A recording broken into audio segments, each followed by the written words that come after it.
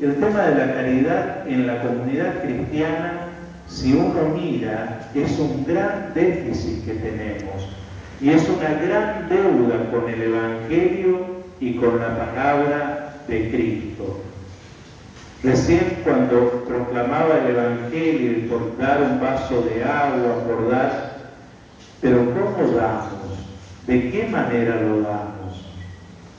El otro día le decía a una persona, mirá, colocar un pañal perfectamente sin amor es lo mismo que nada.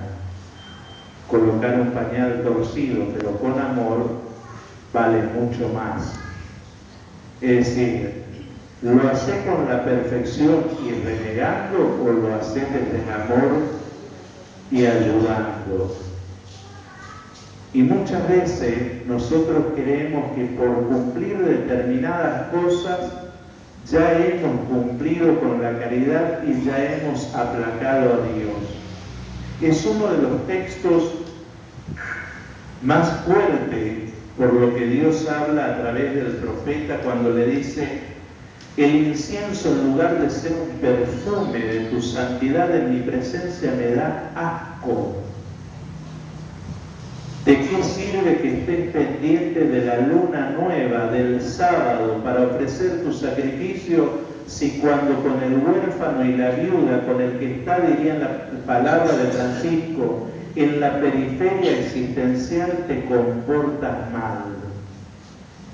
Trayéndolo a las palabras de Jesús del Evangelio de Mateo, no del texto que terminamos de proclamar, ¿de qué sirve que acerque tu ofrenda si con tu hermano no te llevas bien? Primero reconciliate para que tu ofrenda no sea falsa y vana, para que no sea hueca y no sea simplemente algo y un simulacro delante de Dios, sino para que lo que verdaderamente ofrece sea agradable al Señor. Y no pensemos que porque yo no llevo la ofrenda no tengo nada de que reconciliarme. Porque la ofrenda, si bien es llevada por otra, es la ofrenda de toda la asamblea. Y yo no puedo estar al margen de la asamblea como el hijo mayor de la parábola mirando desde afuera, erguidamente, qué es lo que pasa. Aunque yo no acerque el pan y el vino al altar, me guste o no el pan y el vino, acercado por cualquiera de la asamblea, ese lo lleva en nombre de todo. Por eso de nada sirve acercarse a recibir a Cristo si yo no estoy reconciliado. ¿Qué significa vivir reconciliado? Volver a ligar en Dios todo aquello que a veces por el pecado lo vamos estropeando y lo vamos rompiendo. Por eso comulgar de las cosas santas, alimentarnos de lo santo y lo sagrado, tiene que ayudarnos a vivir como santos.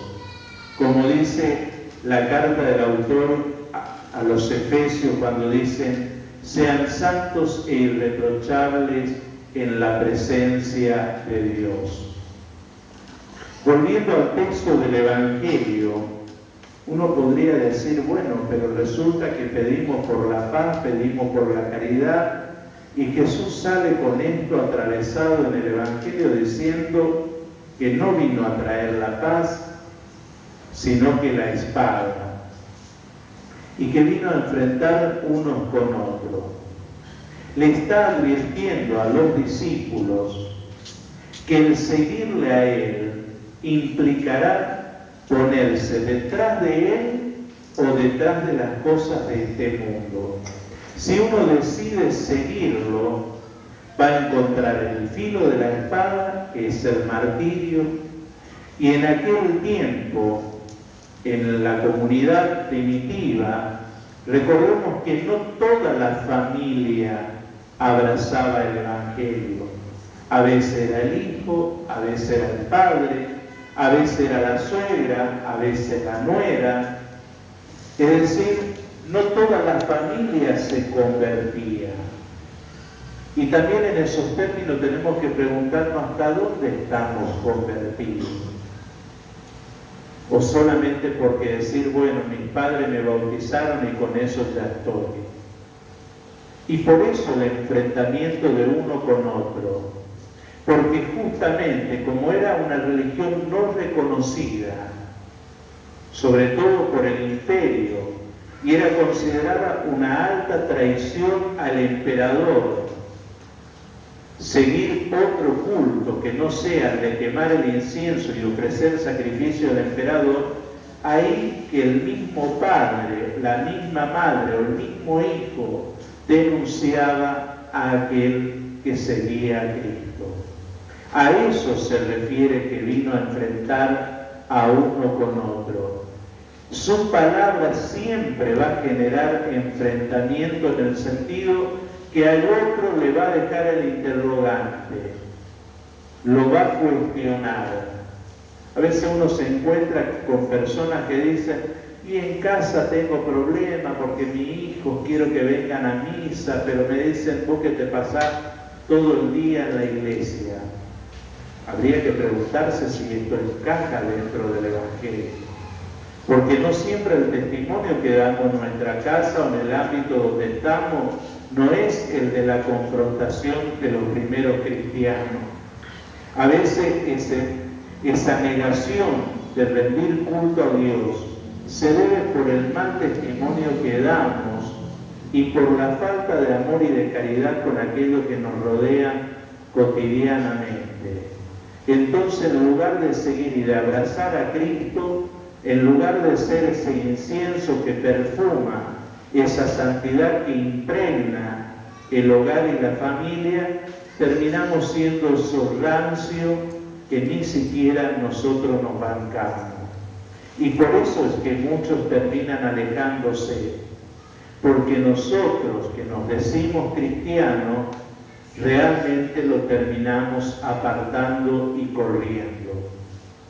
Después va a decir, uno puede decir, pero ¿cómo? No hay que honrar al Padre. Y Él no es que diga que descuide de tu padre o tu madre. Está diciendo que hay que poner a Dios en el primer lugar. Cuando uno pone a Dios en el primer lugar en su corazón, todo lo demás se da por añadidura. El problema es cuando uno antepone los lazos familiares, los afectos, al lugar que les corresponde a Dios. De vuelta estamos como el pueblo que se desvía y ofrece culto a sus ídolos. Después va a decir de lo que uno recibirá de acuerdo con lo que obre en la vida. Y vuelvo a lo que decía, tenemos que mirar bien con qué actitud, qué nos mueve desde el corazón a hacer lo que tenemos que hacer con nuestros hermanos más necesitados. Hay hermanos que necesitan contención, hay hermanos que necesitan que se les escuche, hay hermanos que se necesitan que se les dé comer, hay hermanos que necesitan que se les apague la sed, que se les vista. Aquello que dice Mateo al final del Evangelio, que no es Mateo, sino que él nos transmite lo que Jesús dice. Porque tuve hambre, me diste de comer, tuve sed, me diste de beber, desnudo me vestiste, de paso me alojaste, preso me visitaste, enfermo me viniste a ver. Como comunidad que honramos a nuestra Madre, pensemos qué estamos haciendo o qué hago. ¿Es realmente la caridad lo que marca mi modo de obrar en la vida o mi mezquindad? Y fíjense que vivimos en una sociedad donde solo importa lo que yo necesito.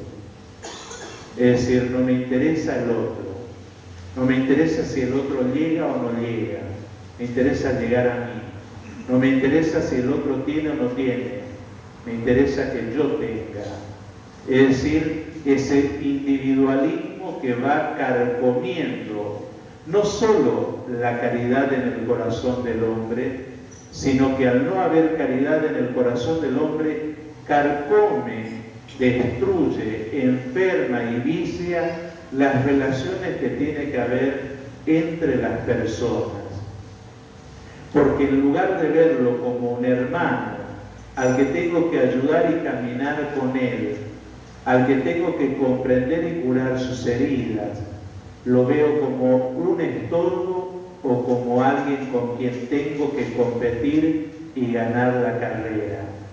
Ojalá que el ganar la carrera sea aquello que Pablo dice: esfuércense no por una corona que se marchita, sino por aquella que, como también nos va a recordar Mateo, que ni la polilla ni el ladrón lo puede corroer ni robar, y por aquella que no se marchita, que es la eternidad.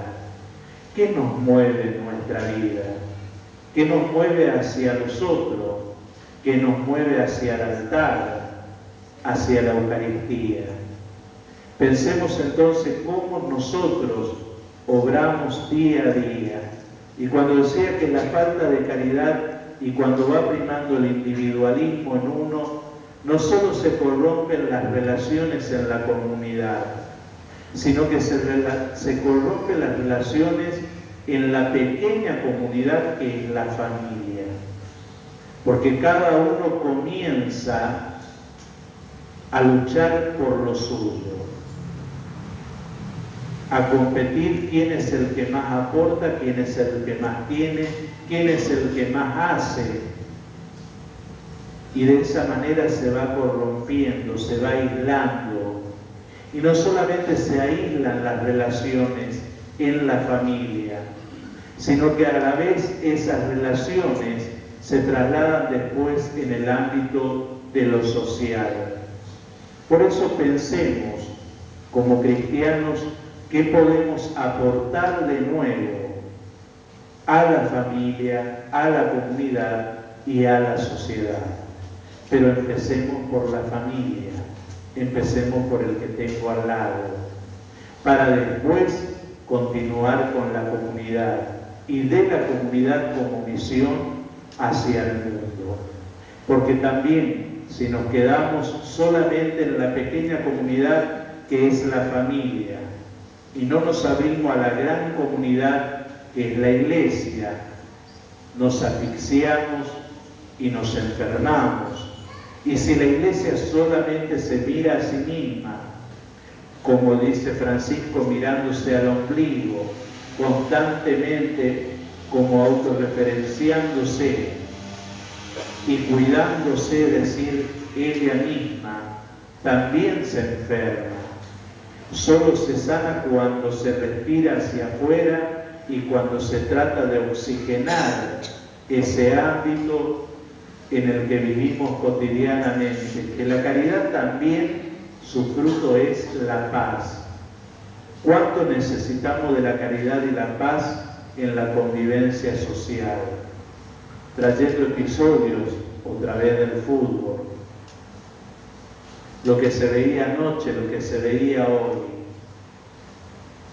Sí, pongámoslo delincuentes, borrachos, adictos.